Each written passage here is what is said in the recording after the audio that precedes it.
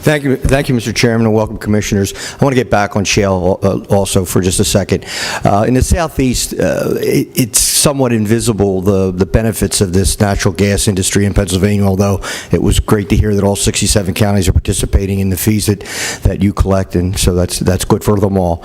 I was wondering if maybe you talk a little bit about the Mariner East project, the pipeline project into Marcus Hook, and also what you see as the economic impact, which I know is occurring even in the Southeast, but many of our residents don't know. If you could just address that a little bit. Thank you. Thank you. Well, let me first start. I remember this hearing last year, Chairman Adolph, where you asked me about the refineries, and back then I don't think I had a very gloomy prospect for where we were headed. Fast forward 18 months later, where you look at Monroe Energy in the second quarter of this year announcing that they're going to make $75 to $100 million through their subsidiary known as Monroe Energy. I think that's a tremendous success story. Not Marcellus related per se. You move a couple miles north, just there over in Marcus Hook, and a game changer taking place with Sunoco Logistics Energy Transfer Partners and Range Resources in Mark West, where we're bringing ethanes and propanes into Marcus Hook. In the short run, obviously an export opportunity of you're bringing, ethane across the Mariner East pipeline, which I joked with someone. The Sunoco Logistics was in to see all five of us just for a pre-filing briefing. I think it was this past week or last week.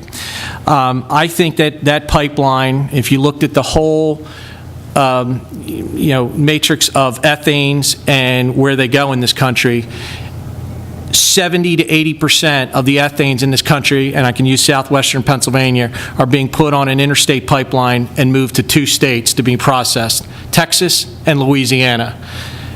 Mark my words, in 5 to 8 to maybe 10 years, you're having flows of ethanes, large flows of ethanes and propanes into southeastern Pennsylvania, and that is a game changer.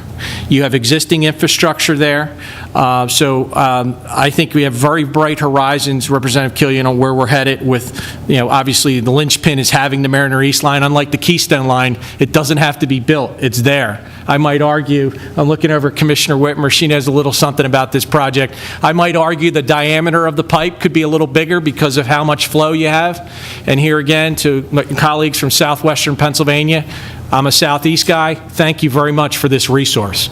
You put, in the case of Philadelphia, you're putting 850 refinery workers back to work.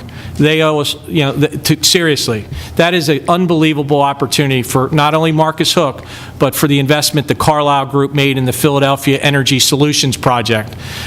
People are waking up in southeastern Pennsylvania. This is a tremendous energy source with tremendous potential. It's retained a lot of jobs. Now comes the big infrastructure build out. I like to say it's nice to see Pennsylvania economically relevant again around a natural resource like natural gas. I would say, Representative Markozik, don't worry, because NOVA, BASF, Bayer, Osram, all those folks out in southwestern Pennsylvania hopefully will be able to take advantage of some of the ethane, butane, propanes that are going to coming out of the wet gas.